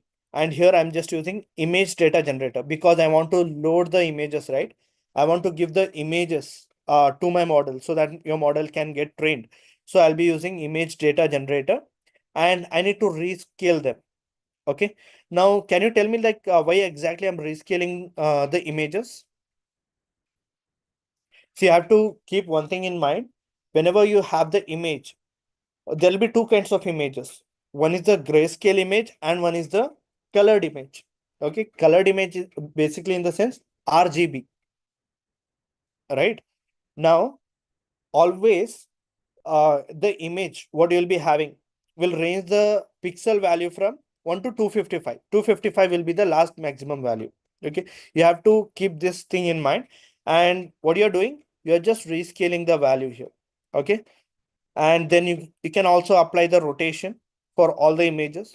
You can also apply few things, uh, width shift range, height shift range. Okay, how much you want to do it and how much you want to zoom your images, those things you can just do. And you can also give horizontal flip. If you want to completely rotate your image, you can also do that. I've given as true, which means it will be rotate. It would rotate your image. Okay, so this is the entire training data. Again, for validation data also, I'll be using the same thing, image data generator. Why? Because I need to give the uh, images for validation data set as well. Okay. Now, after that, what I'll be doing, I'll be giving the training set now. Now, training set basically is nothing but your train data gen, and you'll be giving the entire path where exactly your file is located. Okay. So in my case, this is my path, what I have given. Okay, so I had used VS Code for this, so you can also use accordingly. Okay, you can give whatever the things you want. You can give color mode, grayscale, batch size, you can assign. Okay, you can assign the classes, you can use the class mode, etc. Okay, you can do it for the training set and for the testing set. Then you can just use the call blacklist, where you can use the early stopping. Okay, so you can use the early stopping for the validation loss and patient level at the value called 10. So again, this patience level is basically 10 is not fixed. You can also change the values. Okay, you can change the values and check it out like which patience is giving you the better result. Okay, so where exactly it is stopping the epochs. Okay, if you want to stop the epochs, you can just use early stopping. Okay, and here model checkpoints to give the file path I'll be using. Okay, and I'll be checking with the validation loss, and I'm just using one of the function called save best only, which is called as true, which means I'm just saving the best model here. Okay, then what will be my next step? Whatever the model I have created till now, all the things, okay, that model I'm trying to fit and I'm passing all the values here. Okay, so I'm just telling the model, sequential model, and I'm trying to fit here, and I'll be passing the entire training data here. And you can see here Steps per epoch I've given 37 and 25 epochs I've given. Again, I'm telling this epochs, uh, it's not like you have to keep only 25. You can also change the epochs value. You can give it 10, 15 or 20 also. Okay. And if you want to improve your accuracy much more, even though your validation is not coming better, you can increase up to 50, 100 based on your requirement. Okay. Then you're gonna give the validation data, validation steps, and you can use the callbacks. Okay. So this is not the what Jupyter notebook file. So if this was the Jupyter notebook file, entire thing was uh, given at the bottom, but we are using VS Code for this. So you can just use one more file here.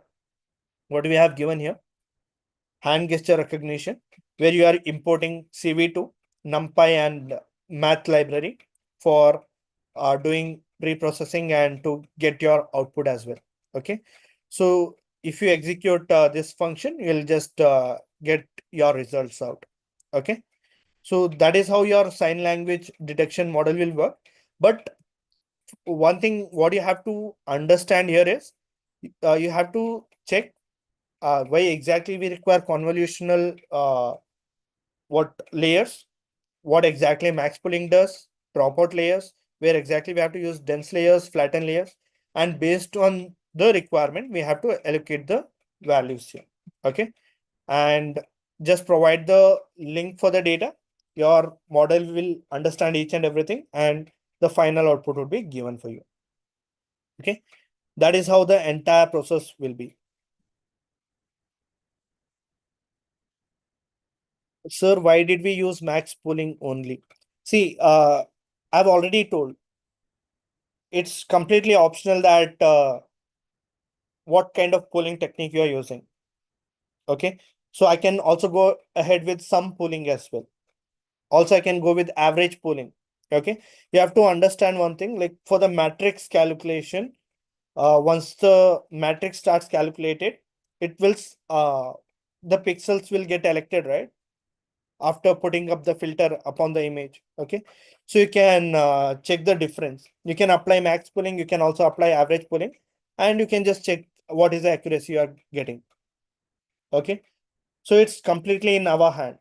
Okay. What kind of techniques we need to use. Okay. Will not recommend that we have to use only max pooling.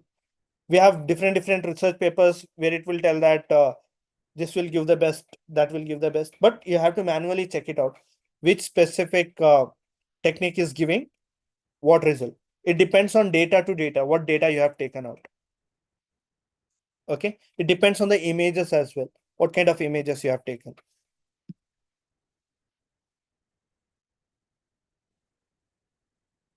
Yes, I believe that you have understood the deep learning concept now, right? How exactly deep learning works, and what are the implementation and what are the things involved in deep learning. It completely focuses on the neural networks. Okay. So the major question was ki, like you want the PPT template, right? So I'll be showing what is the PPT template and how you have to uh, what exactly how you can just give the title and what are the procedure you have to follow while submitting your project. Okay. Just give me a moment.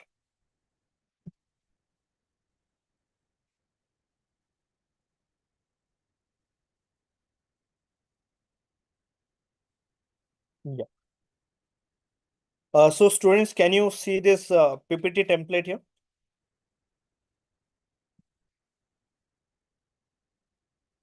Yes, right. Okay. So let me just give few more clarity again. Okay. The clarity is key. You have to complete one AI project. Okay. A lot of people keep on asking the same question. What kind of projects we can do? Okay. So it depends on you. If you want to work on AI projects, okay, you can build chatbots.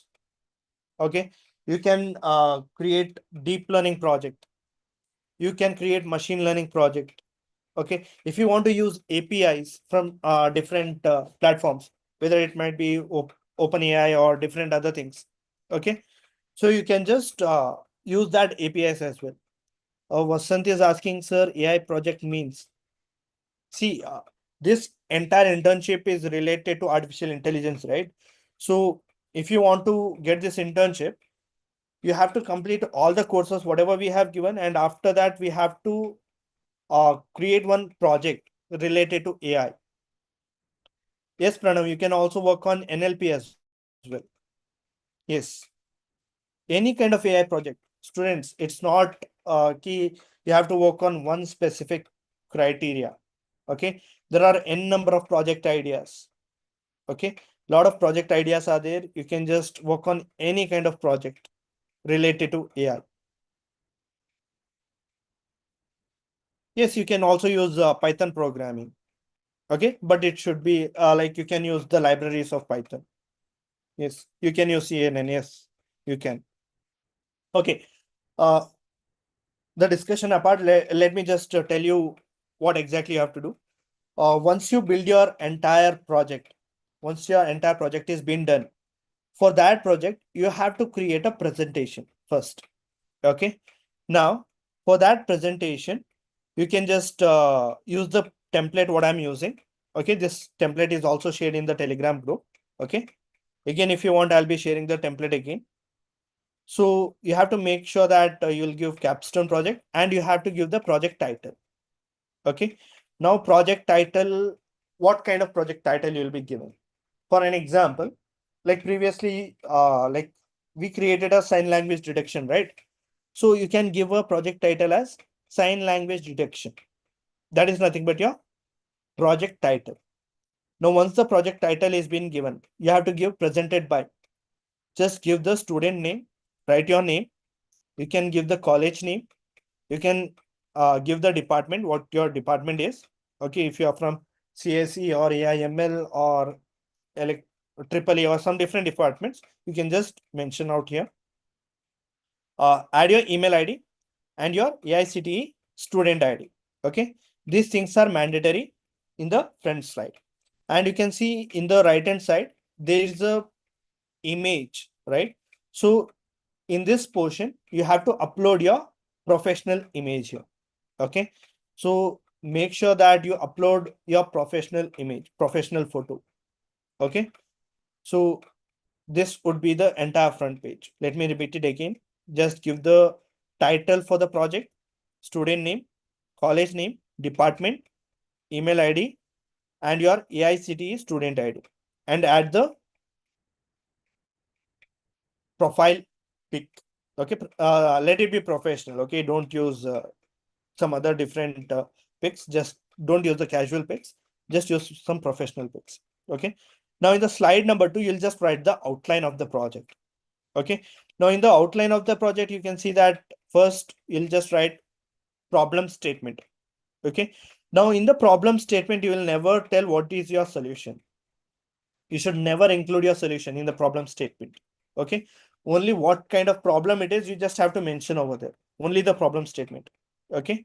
Now the second thing is proposed solution. What kind of strategy or what kind of approach you're working for that project. Okay. You'll be using that.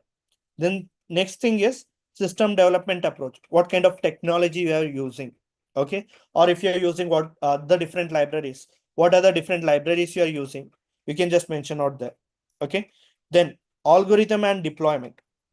What kind of algorithms can be used for your project and which is the best algorithm for your project?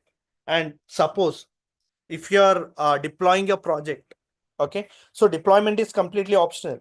Okay, so if you are really good at deployment, you can also deploy your project and you can just mention about the deployment as well.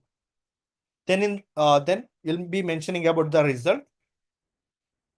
One of the you can include the image of the output, whatever you have created. You can give the conclusion. You can also give the future scope. What are the extra things you want to work on the upcoming days for that same project? You can add the reference links here, whatever the links you have used. whether it might be the GitHub link or whether it might be the API links or something, you can add all the reference links here. Okay, so that will be your outline. Now you can see that here we have given the outline, right? And you'll be start giving the problem statement. This is just a sample. Okay, so students understand one thing. This is just a sample project.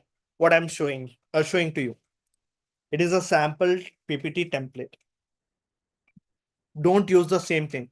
Okay, I have given one of the problem statement here. You have to use your own different problem statement.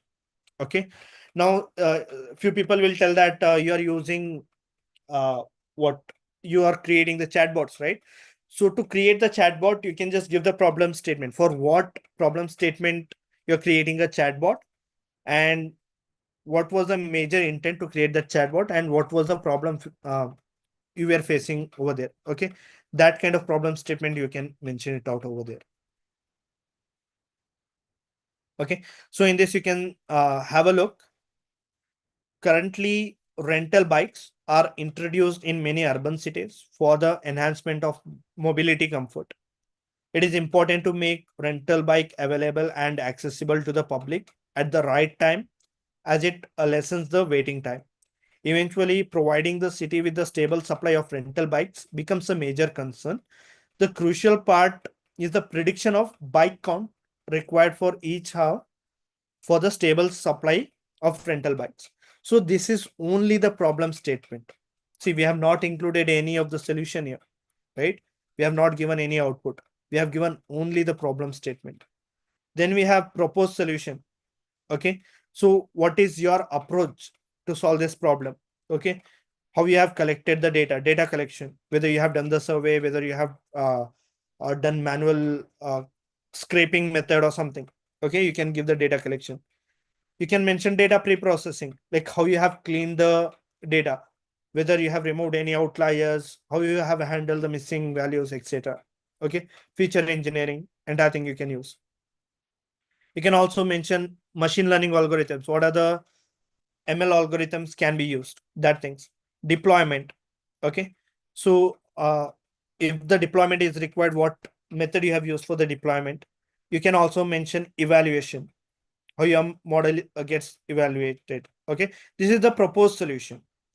Then the system approach in the next slide. Okay. So what are the pre-requirements for your system?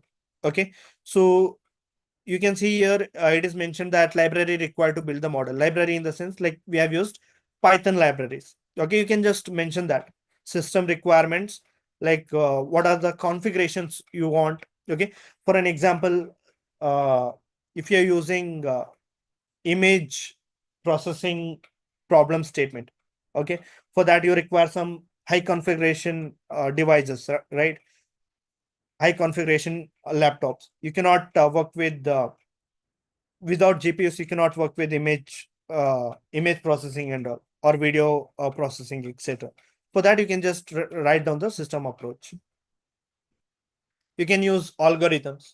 What are the algorithms can be used, and which algorithm is the best for your model? Okay, that things you can highlight, and you can also highlight the deployment. Okay, so where you have deployed and what are the different deployment what tools are available or platforms are available or something like that. Then you'll be mentioning out the result. Okay, so result in the sense like basically like what is your final outcome. Okay, you can, if you have created machine learning algorithm, you can take the final output screenshot of that, and you can attach it over here, and you can just write some description at the top. Then you can just give the conclusion. Okay, you can just write down the summary, like what things you have done in the conclusion part. You can also add future scope. Future scope basically like what are the things you want to do in the upcoming time. Okay, for an example, due to limited time, you should submit your projects within time, right? So if you still want to improve your model, or if you want to do a lot of things in upcoming future, if you want to deploy it, or if you want to create a what web application of that project, whatever you have done. Okay, those things you can just highlight here. Then we have reference links. Okay, you can just mention what are the references you have used. Okay, for an example, if you are uploading all the files in the GitHub account, what you can just do is you can just attach the GitHub repository link over here. If you click here, the project will come here. Okay, so you can give the GitHub link. If you are using any other websites, for an example, if you are working for APIs, where we can get that APIs, you can just add that reference link over here, so that we can also create the API and we can just look at that. Okay, so those are the mandatory things. Then you can just complete that entire presentation. Okay, those things are mandatory in the presentation. Okay, so again, it is optional if the things are not coming your way. Okay, you can design it accordingly, but first few slides you have to keep as it is, in the sense uh, you have to attach the profile picture of yours, add few details, then after that give the outline, problem statement, then you can remodify your slides based on the project what you have created. Okay, then whatever the project you have created, convert into the PDF. Then that PDF file you can just upload in the LMS portal. Okay, so that will be the entire project overview for everyone. Is that clear, everyone?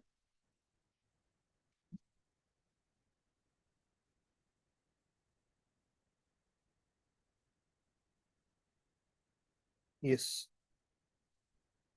Okay, let me just share this template again.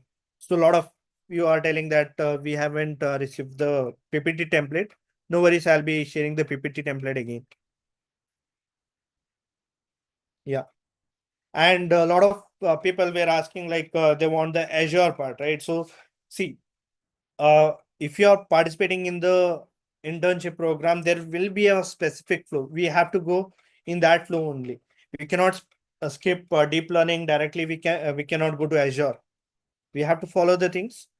If we have completed deep learning, and in tomorrow's session, we'll be starting with Azure part. Not tomorrow, day after tomorrow, like in the next session.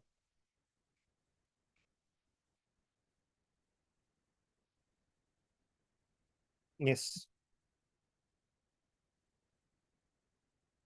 Kartika ma'am, do you have any updates for the students? Nothing as of now, Tawfiq sir. Thank you so much for such a wonderful session. Students, I hope you found the session useful and fruitful, right? So please ensure to complete your courses from the LMS. Completing all the courses under the advanced section is compulsory. Okay, so please ensure to complete the courses under the advanced section and start submitting your projects. Okay, so project deadline, you know that it is 13th of June is the project submission deadline, and 8th of June is your course completion deadline. Okay, we're already on 3rd June, so we still have 5 more days to reach your deadline date of the course completion. So please ensure to complete your courses by 8th June, and by 13th June, you must be submitting your projects. Okay, so these are a couple of updates we had, and so please do work on it. Okay, thank you. Thank you, Piyush sir, and thank you, Tawfiq sir. Thank you. Attendance link is already there in the chat, and the same thing will be forwarded in your Telegram group as well. So Friday's attendance is also there in the pinned messages. In case if you missed, please go and check your Telegram group. It is there. Okay, the date is also mentioned in there. If you missed marking your attendance for the AMA session, link is there in your Telegram group. Understood, everybody? So this will also be shared in your Telegram group itself. Thank you.